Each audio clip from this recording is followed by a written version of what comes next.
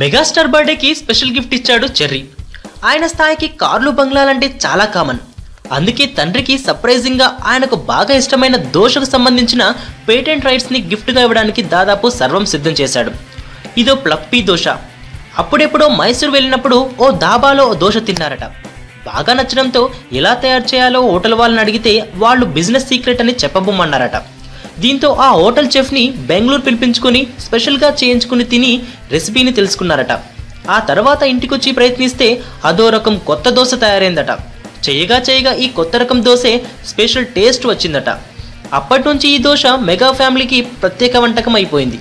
అందుకే ఈ దోశకు పేటెంట్ రైట్స్ని తీసుకొని మెగాస్టార్ బర్త్డేకి గిఫ్ట్గా ఇస్తున్నా అంటున్నాడు చరణ్. అన్నట్లు సచిన్, రిచర్డ్ గేర్, అమితాబ్, రజనీకాంత్ మెచ్చిన ఈ దోశలో బఠానీ చట్నీ అదుర్స్ అంటున్నారు మెగా పవర్ స్టార్.